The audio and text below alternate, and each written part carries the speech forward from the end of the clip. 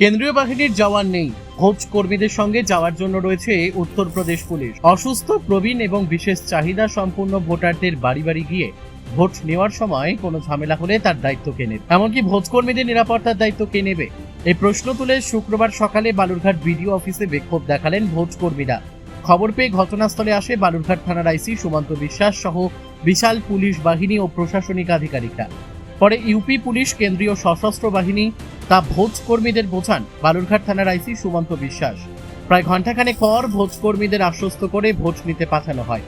এদিন Balurghat BDO office থেকে বালুরঘাট ও তপন বিধানসভার অসুস্থ, প্রবীণ এবং বিশেষ চাহিদা সম্পন্ন ভোটারদের বাড়ি বাড়ি ভোট নিতে 12টি টিম রওনা হয়। অভিযোগ, নির্বাচন কমিশনের তরফে ভোজ কর্মীদের সাথে কেন্দ্রীয় বাহিনীর সিআরপিএফ দেওয়ার কথা, কিন্তু তা দেওয়া হচ্ছে না।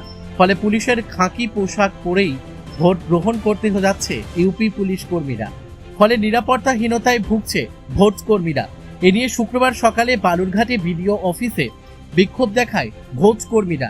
পরে ঘটনাস্থলে বালুরঘাট থানার আইসি সুমন্ত বিশ্বাস সহ অন্যান্য আধিকারিকরা বিষয়টি বুঝিয়ে দেন। এরপরেই ভোট গ্রহণ কেন্দ্রে চলে যায় কর্মীরা, কিন্তু নিরাপত্তাহীনতায় ভোগা ভোজ কর্মী বলেন, ট্রেনিং এর সময় আমাদের বলা হয়েছিল আমাদের সাথে কেন্দ্রীয় বাহিনীর জওয়ান দেওয়া হবে, কিন্তু কেন্দ্রীয় বাহিনীর জওয়ান আমরা দেখছি না।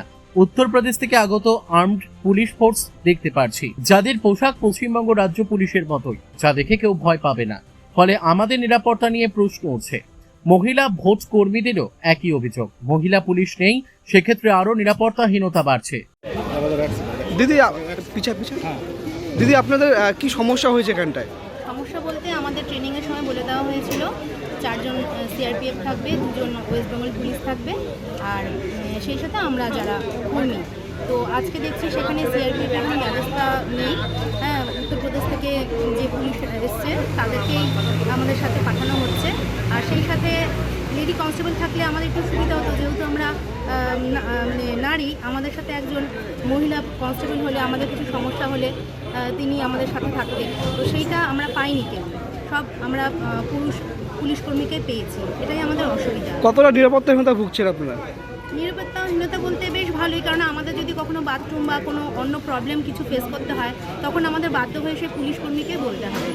এটাই আমাদের কাছে একটু অসুবিধাজনক হয়ে গেছে। আর ভয় কতটা হচ্ছে? কেন্দ্রীয় বাহিনী নেই আপনাদের সঙ্গে? অবশ্যই ভয় তো একটা আছে, কেননা ওনাদের ড্রেস আপ, ওনাদের যে অ্যাক্টিভিটিস একটু বেশি ভালো হয়, যেটা আমরা সাধারণ মানুষ হিসেবে মনে করি। গ্রামবাসীরাও তাদেরকে দেখে হয়তো একটু ভয় পেত, যদি কোনো বিপদ আসে আমরা নিজেদেরকে একটু রক্ষা বেশি মনে করতাম। এটা ওয়েস্ট বেঙ্গল পুলিশের পোশাক দেখে অনেকে সাধারণভাবেই হালকাভাবেই নেয়। তো সেই জন্য আমরা ভেবেছিলাম সিআরপিএফ থাকলে বিষয়টা বেশ টেনশন মুক্ত বা বিপদ মুক্ত হতো। সেই জন্যই আমরা একটু নিরাপত্তাহীনতায় ভুগছি। আপনার নাম? সমাপ্তি দত্ত। আমরা কি হয়েছে, কি সমস্যা হয়েছে এখানে? সমস্যা বলতে আমাদের 13 তারিখে যখন এখানে ট্রেনিং করানো হয়েছিল এসডি ভোটারের জন্য, আমাদেরকে বলা হয়েছিল যে আমাদের সাথে 4 জন সিএপিএফ থাকবে, 2 জন পুলিশ ফোর্স থাকবে।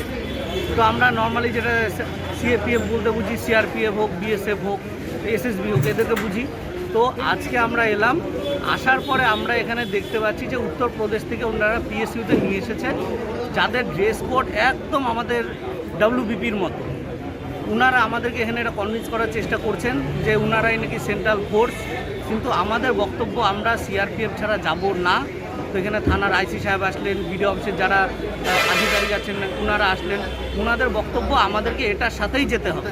এবার আমার এই একটাই কথা বলার কথা হচ্ছে, উনি আমাদেরকে এটা ভেঙে বললেন যে ওনারা সেন্ট্রাল ফোর্স, বাইরের থেকে এসেছে, উত্তরপ্রদেশ থেকে পিএসএফ থেকে এসেছে, ওনারা সেন্ট্রাল ফোর্স, সেটা আমি বুঝলাম।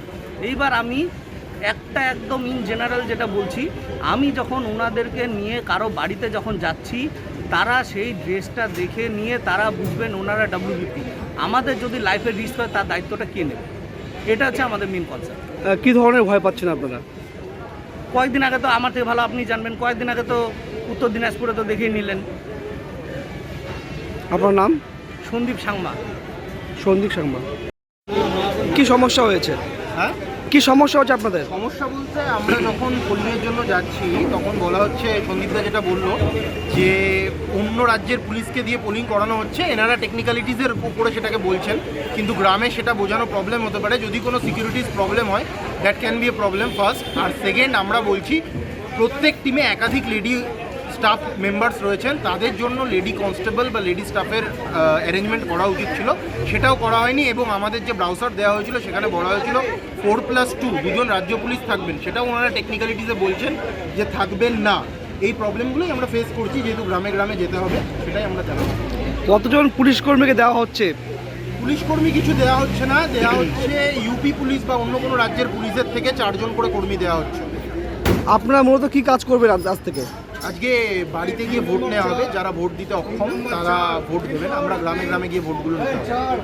এখন তো পুলিশকে দিয়ে পাঠানো হচ্ছে, আপনি কি মনে করছেন ভোট আমরা দেবেন? মনে করছি যে সেন্ট্রাল ফোর্স থাকা উচিত, যেহেতু বারবার করে বলা হয়েছে, তো আমরা কিছুটা তো আনসিকিউর ফিল করছি। এইভাবে কি আপনারা ভোট নিতে যাবেন? আমাদেরকে যেতে বাধ্য করা হচ্ছে। আপনার নাম? দীপ সরকার। বালুরঘাট থেকে মান্টি সিংহের রিপোর্ট, পুলিশ নিউজ।